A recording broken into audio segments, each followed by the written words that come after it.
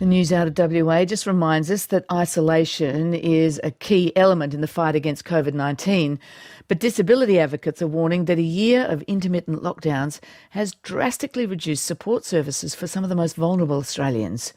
The Australian Communities Foundation says around a third of people living with disability were unable to access support during the pandemic because their support services were cancelled. River Knight is the CEO of Australian Communities. He's an NDIS provider and an advocate for people living with disability. And Kay Hamilton is a disability support provider and the guardian for her three sons who each live with significant disability. River, Kay, welcome to RM Breakfast. Thank you. Good morning. River, I'm just going to start with you because your Australian Communities is an NDIS provider. When you say that 30% of Australians living with a disability missed out on support, had their support cancelled because of the pandemic, describe for us what happened, what services were cut out? Well, with 4 million people in Australia living with a disability, we're looking at about 1 in 10 accessing what we call the National Disability Insurance Scheme. And what we saw is a lot of cancellations in the community access support services. So the services that come in and support a person to go to appointments, to get the groceries that they need, the people coming into a person's home to support them with their everyday life, those restrictions caused a huge community disconnect for that group. So it was the face-to-face services that were cancelled. The people might come to help them in their homes or help take them out of their homes. Absolutely. So it's the ones that really are needed for that practical support to allow someone with a disability to be able to engage in those daily activities that are really, really important. And it wasn't just that the services were closed. The services that remained open had to then manage making sure that staff didn't go to multiple people's homes and put people at risk. Right. And once the lockdown, the national lockdown was over, that sort of initial 6 to 8 weeks earlier in the year, I mean, obviously Victoria was a different case altogether, but in the states where the lockdown was lifted significantly for some time, were those services reintroduced? They have been reintroduced somewhat slowly in some cases because a lot of that workforce was lost. A lot of people are going through that mental health and trauma that COVID and the restrictions created, and it means that there's a really long road to get those people supported enough to feel able to get out in their community again and feel safe to do that. Okay, so I'll come back to this, how it interfaces with the NDIS funding in a moment. But Kay, to you live with disability in that I understand your three of your sons have complex but different needs. How did life change for them during last year, the year of the pandemic, and what services did they lose? Was this an issue for you? Hello, Kay? Oh, I think we've lost Kay. We'll try and get Kay back because she's got an important story to tell. River, in terms of the fact that people couldn't access their NDIS services, did that mean they had sort of money left in their NDIS piggy bank to use later when the lockdown was lifted? Unfortunately, what we're seeing is a use it or lose it approach. So the funding tends to get rolled over every 12 months. Mm-hmm. So when the person gets a new NDIS plan with a new allocation of funding, they don't have access to that funding necessarily that they didn't use. So necessarily, or they don't? I mean, is there a rule here? There's a small amount of time of about a month or two where you can still draw on some of those services if you use those services in the previous period, mm-hmm. but it's down to dates. So up until the date that plan finishes. So if my plan finished on the 30th of December, I can use those funds for everything before 30th December, but it doesn't roll over easily like that. Okay, that hardly seems fair. Kay Hamilton, I think, is back on the line. Are you with us, Kay? Yes, I am. Kay, I was saying that you live with disability and that three of your sons have complex and very different needs, I understand. Can you describe for us, did life change much for them and for your family during the year of the pandemic in terms of the care they could access and that meant the quality of their lives? Yeah, absolutely. So not only did we see one of our son's day programs close, which was very important for his social and community access as well as his independence, we also saw that a lot of our allied health providers were forced to close as well, which resulted in appointments. And when you're dealing with or when you're talking to certain participants that may not be best at articulation or best with their communication skills. It can be quite challenging for them to engage in an online platform to support. Right. So what sort of, if you don't mind me asking, what's the general description of the disability of your sons? Yeah, primarily autism spectrum disorder, so Right. level 2 and 3, which is quite towards the non-verbal end, as well as acquired brain injury and quite significant intellectual impairment. So we are talking to, certain participants which are very focused on routine, and that's how they run their day-to-day life, is through the rigid routine in which they live. So to add changes without any announcement causes quite a lot of distress to everybody. Which I imagine put a lot of onus on you and your husband, the rest of the family, especially as, you know, many of us went online for the things that we normally do day to day. And as you say, online therapy doesn't work so well if the kids are non-verbal. That's exactly right. And also too, because when you're talking to a non-verbal participant, their body language is such an important part in the quality of the therapy that they receive. And those non-verbal cues are essentially lost in translation when you have, an electronic platform as opposed to a face-to-face platform. And as lockdowns lifted, how have the kids been able to get back to the sort of level of progress they were at before they lost these services? And has the NDIS been, working with you and other families to make that happen?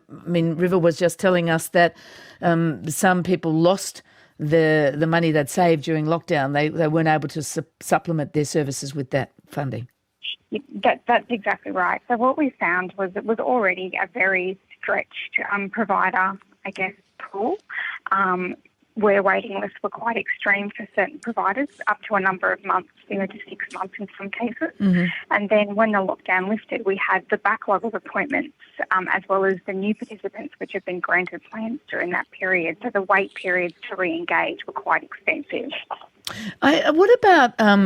I know you're a strong advocate for the boys in terms of developing their NDIS plans, and we've heard before it's a complex thing to do. You really need someone in your corner to try and work it out.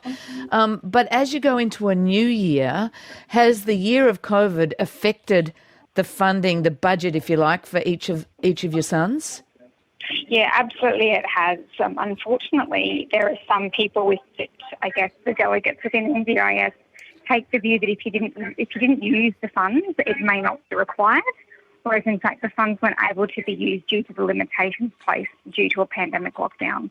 So it's very difficult to not only gather the evidence of the viability of those ongoing treatments, but as well as to demonstrate that it is actually required and the use of the funds, that those funds weren't used due to the pandemic status as opposed to not being required. It's quite a big different scenario.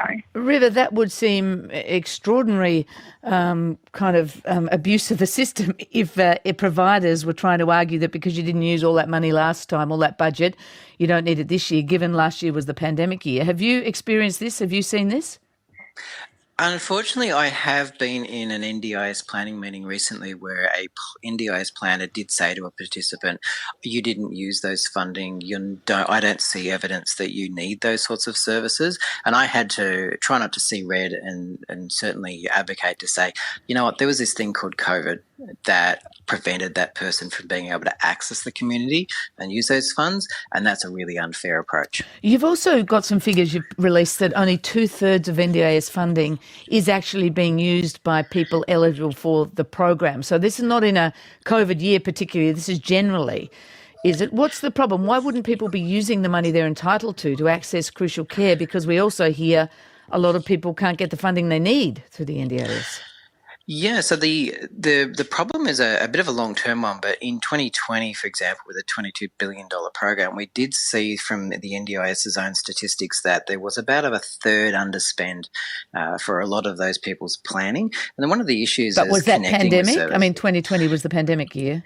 2020 was the pandemic, so that was one of the big reasons, but that's not the only reason. So the other reasons why systemically long-term people underspend in their plans is because they have trouble finding and connecting with service providers. And that's why we're trying to do those expos and have those community events for people to find them, because there's 15,000 service providers registered for NDIS in Australia. So you can imagine the long list that people have to try and go through just to find a service provider and work out which one to actually engage with. Kay, this is where you come in. I think apart from caring for your sons, you're also an NDIS support coordinator. So your job is to help link people up with the sort of support they need and put them in touch, isn't it? Yeah, that's correct. How do you experience the NDIS working there for people? Unfortunately, I have had the same experience that River spoke about earlier, in that the general consensus is if you didn't use your funding, it may not be required. But I guess the NDIS are quite rigid as well in their approach, whereas it can also be reactive, unfortunately. So when somebody's needs change and you go through a change of circumstances and you require more support, they can take quite a long time to review that person's situation, which actually places them at, to be fair, a very unacceptable risk of vulnerability if they are actually in a crisis or their needs have changed significantly. Can from your position, can you see a way that the NDIS system, I mean, I think you're still a supporter of the NDIS more broadly, but the system can be more accessible and supportive for people? Yeah, absolutely. I think a good start would be is to look at the quality of the services that we actually have on board. From my own personal experience and professional experience, there is a very big disjoint between the quality of services. So a big disjoint between how they say they will help somebody meet their goals and then when that's put into practice, it may not be the case. So I'm a very strong advocate in choice and control, so giving the guardians and the participants their options around that, especially, and not pigeonholing their providers. So, everybody's needs change. So let's look at the best provider for that. Essentially where I see the fall down is that when you have an issue with a provider that may be a systemic issue or a training opportunity, there's no real platform for that to provide the feedback to the NDIS. Right. You go through a complaint, process, but it doesn't actually have any repercussions for the provider. They can continue going on as they are without any concerns and very limited changes in what they can offer. Okay. Kay, it sounds like you've got a train to catch or a plane to catch or something. Thank you so much for joining us. You're welcome. Thanks. Bye. Kay Hamilton and River, thank you too for joining us. Thank you very much. River Knight is the CEO of Australian Communities, and Kay Hamilton is a disability support provider and guardian carer for her 3 sons who each live with disability. We did contact the National Disability Insurance Agency about support services. In response, we were told the agency's priority throughout the pandemic has been to support NDIS participants to ensure they continue to receive essential support and services they need. And what we just heard there is not all managed to achieve that. You're listening to RM Breakfast. It's 27 past 8.